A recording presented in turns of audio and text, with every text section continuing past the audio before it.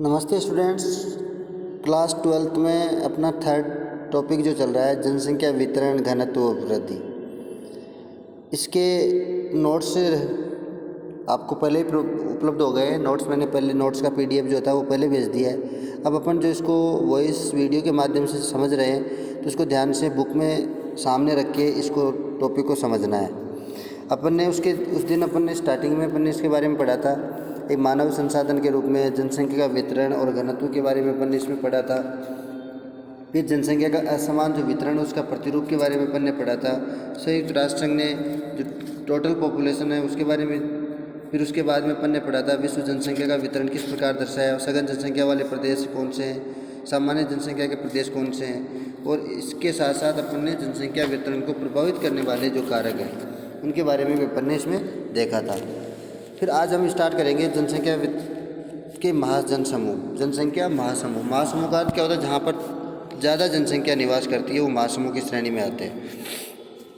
तो महासमूह भी अपन ने समझा था, लेकिन आज शुरू से अपन फिर से देखते हैं महासमूह के बारे में कि विश्व में जनसंख्या के वितरण के भौगोलिक विश्लेषण से ये स्पष्ट हो जाता है कि कुल जनसंख्या का लगभग 80% भाग, कुल जनसंख्या जो विश्व की जो कुल जनसंख्या है उसका 80% भाग 20 डिग्री उत्तरी अक्षांशों के मध्य निवास करता है। 20 डिग्री उत्तरी अक्षांश जो है उन क्षेत्रों में ज़्यादा निवास करता है। पृथ्वी का 50% भूभाग मानव निवास के अनुकूल, यानी पृथ्वी पर जो स्थल भूभाग है वो 50% ऐसा क्षेत्र है जहाँ पर मानव निवास नहीं कर सकता, वो मानव निवास के अनुकूल नहीं है। इस प्रकार जनसंख्या का एक बड़ा भाग विश्व के 4 ऐसे क्षेत्र, विशाल क्षेत्रों में ही निवास करता है, तो उनको महाजन समूह कहते हैं। जो भौगोलिक दृष्टि से महाद्वीपों के कुछ विशेष उपयुक्त भाग है, इन विस्तृत क्षेत्रों को जनसंख्या जनसमूह कहा जाता है। इस जनसंख्या जनसमूह 4 है महत्वपूर्ण: एशियाई जनसमूह, यूरोपीय जनसमूह, अमेरिकी और अफ्रीकी जनसमूह। इनके बारे में आज अपन ध्यान से पढ़ेंगे। तो सबसे पहले अपन स्टार्ट करते हैं एशियाई जनसमूह। अब एशियाई जनसमूह में बहुत सारे ऐसे देश हैं जहाँ पर सबसे ज़्यादा आबादी भी इसी जनसमूह में निवास करती है। तो विश्व की सबसे अधिक जनसंख्या या सर्वाधिक जनसंख्या एशियाई जनसमूह में निवास करती है। इसका विस्तार पश्चिम में पाकिस्तान से लेकर के Bharat, Myanmar, Thailand, Indonesia, Vietnam होते हुए चीन, जापान और कोरिया तक इसका विस्तार पाया जाता है। तो ये महत्वपूर्ण एशियाई जनसमूह के महत्वपूर्ण देश है, मुख्य देश है। इसके बाद में इसलिए इसे मानसून एशिया के नाम से इस पूरे प्रदेश में मानसूनी जलवायु पाई जाती है, जिसके कारण इसे मानसून एशिया भी कहा जाता है। इसमें अपन कई बार देखते हैं तो महत्वपूर्ण रूप से एशियाई जनसमूह को भी अध्ययन की दृष्टि से 3 महत्वपूर्ण क्षेत्रों में विभाजित किया हुआ है। कि कौन कौन से? पूर्वी एशिया, उसके बाद में दक्षिणी पूर्वी एशिया, और उसके लास्ट में जो दिया हुआ है वो कौन सा दिया हुआ है? दक्षिणी एशिया। पूर्वी, दक्षिणी पूर्वी और दक्षिणी एशिया 3 क्षेत्रों में डिवाइड किया हुआ है इसको अध्ययन की दृष्टि से।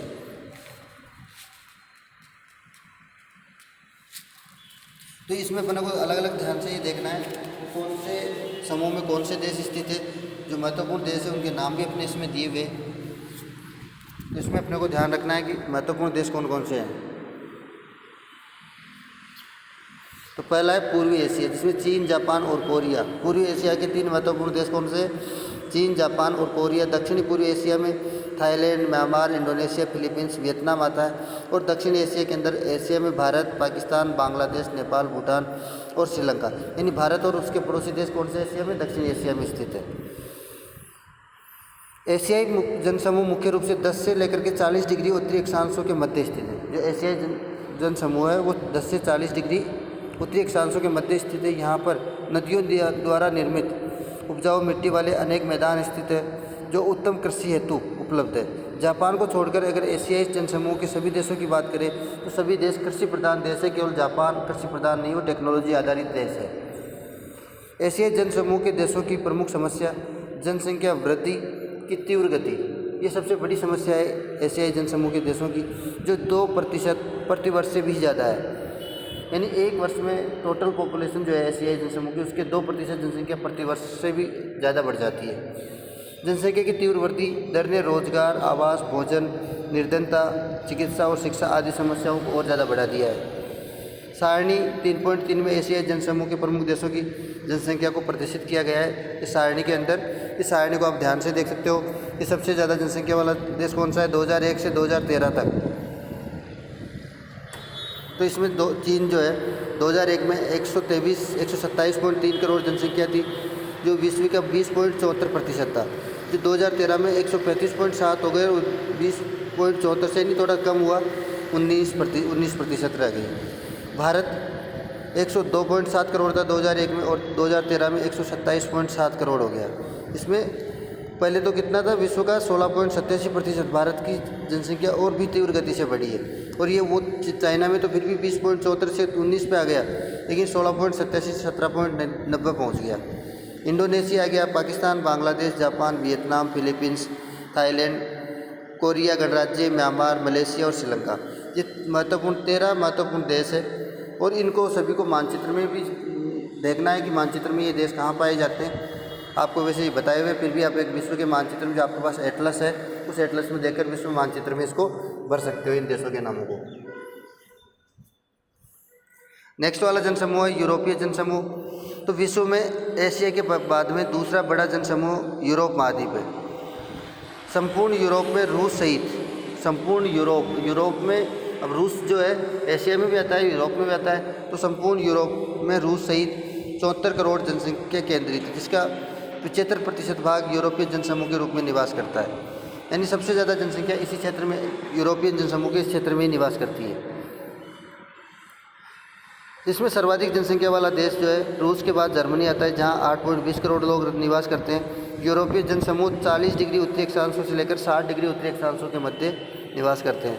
इसकी सर्वाधिक सघनता, सबसे ज़्यादा जो जनसंख्या की सघनता है वो 45 डिग्री उत्तर से 55 डिग्री उत्तर तक ही के क्षेत्रों के मध्य स्थित कोयला पेटी के सहारे, कोयला पेटी क्योंकि वहाँ पर लोगों को रोजगार की प्राप्ति भी होती है, जिस कारण से उस क्षेत्र में ज़्यादा लोग निवास करते हैं।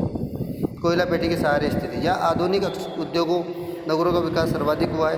19वीं शताब्दी के उतरते समय में, उत्तरार्ध में औद्योगिक क्रांति के बाद जनसंख्या का केंद्र नगरों के समीप ज़्यादा हो गया।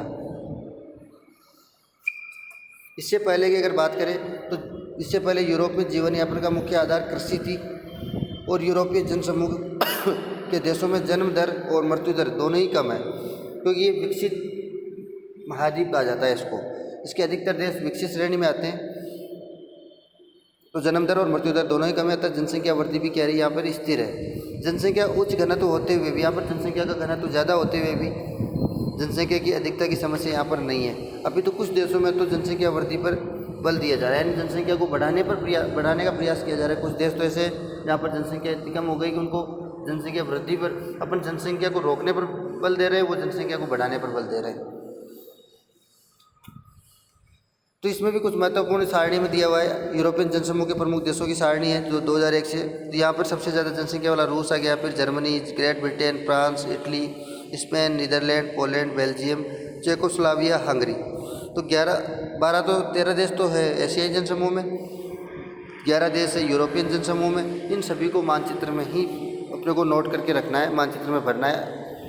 यूरोपियन जनसमूह का 70% से भी अधिक भाग नगरों में निवास करता है, और विनिर्माण, आज अपने ग्रामीण जनसंख्या कम होती जा रही है और नगरीय जनसंख्या बढ़ती जा रही है। तो यहाँ पर तो ऑलरेडी 70% नगरों में और बाकी 30% ग्रामीण क्षेत्रों में निवास करते हैं, और यहाँ पर विनिर्माण उद्योग, व्यापार, यातायात और अन्य सेवा कार्यों में संलग्न है। इन देशों की प्रति व्यक्ति आय अधिक और जीवन स्तर भी उच्च है। इस जनसमूह के सभी देश विकसित देशों की श्रेणी में आते हैं। जितने भी नाम आ रहे हैं सारे के सारे विकसित राष्ट्रों की श्रेणी में आते हैं। अमेरिकी जनसमूह, अमेरिकी जनसमूह का मुख्य विस्तार उत्तरी अमेरिका के उत्तरी पूर्वी भाग में, ये विश्व का तीसरा बड़ा जनसमूह माना गया है, जिसमें संयुक्त राज्य अमेरिका का उत्तरी पूर्वी भाग, कनाडा के पूर्वी तट क्षेत्र, और ये विश्व का सबसे नवीन और विकसित जनसमूह। नवीन तो अपन इसलिए कहते हैं इसको, इसका जो जन्म हुआ वो यूरोप से हुआ है। यूरोप के लोग जब इस क्षेत्र में आकर बस गए तो उन्होंने एक नए महाद्वीप का निर्माण कर दिया, उसको आज अमेरिका महाद्वीप बोलते हैं, जिसका यूरोपीय जनसंख्या के प्रवास के उपरांत, यानी यूरोपीय जनसंख्या का प्रवास हुआ, उसी से इसका जन्म हुआ है। इस जनसमूह की 80% जनसंख्या 100 डिग्री पश्चिमी देशांतर के पूर्व में और 30 डिग्री उत्तर से 45 डिग्री उत्तरी अक्षांशों के मध्य निवास कर 100 डिग्री पश्चिमी देशांतर के पूर्व में और 30 डिग्री उत्तर से 45 डिग्री उत्तरी अक्षांश में ये जनसंख्या के मध्य निवास करती है। अमेरिकी जनसमूह की कुल जनसंख्या का 90% लोग कहाँ से आए हुए हैं? यूरोप से। यूरोप से आकर यहाँ पर बस गए। ये क्षेत्र आवागमन की सुविधा के साथ खनिज संसाधनों से संपन्न रहा है। यूरोपीय जनसंख्या प्रवास के साथ ही यूरोप में विकसित तकनीकी ज्ञान भी स्थानांतरित हुआ है, जिसका प्रभाव यहाँ के विकास पर भी पड़ा है। अमेरिकी जनसमूह की अधिकांश जनसंख्या नगरीय और जनसंख्या लगभग 75% लोग नगरों में निवास करते हैं। ये जनसमूह यूरोपीय जनसमूह से भी अधिक विकसित और यूरोपीय जनसमूह के जो देश थे उनसे भी ज़्यादा विकसित है। ये सारणी 3.5 में इसके कुछ महत्वपूर्ण देश दिए हुए 3.6 में। अब इसमें ये जो सारणी दी हुई है ये गलत दे दी है, अमेरिकी जनसमूह की सारणी नहीं है ये। इसमें जो देशों के नाम दिए हुए ये सारणी पीछे वाली प्रिंट हो गई है, तो इसके कुछ देशों के नाम आप वैसे इसमें से नोट कर सकते हो। जब आप स्कूल पहुंचोगे तब उस दौरान आपको इसकी सारणी अलग से, इसके देशों की सारणी अलग से मिल जाएगी। अमेरिकी जनसमूह में जनसंख्या वृद्धि नियंत्रित है, क्योंकि यहाँ जन्म दर और मृत्यु दर दोनों ही पूर्ण रूप से नियंत्रित है, तथा साथ ही बाहरी देशों से आप्रवास पर भी प्रतिबंध। यहाँ पर कोई भी बाहरी देश का व्यक्ति जाकर स्थायी रूप से निवास नहीं कर सकता। अफ्रीकी जनसमूह चौथा महत्वपूर्ण जनसमूह। अफ्रीका महाद्वीप की जनसंख्या 2001 में 81.8 करोड़ थी और 2013 के अनुसार अफ्रीका महाद्वीप की कुल जनसंख्या 110 करोड़ 81 से 110 करोड़ पर पहुंच गई, जो विश्व की 15.4% है। आकार की दृष्टि से एशिया के बाद अफ्रीका का स्थान आता है। आकार यानी क्षेत्रफल की दृष्टि से अगर देखा जाए तो एशिया के बाद दूसरा बड़ा महाद्वीप है, और जनसंख्या की दृष्टि से देखा जाए तो चौथा महाद्वीप है।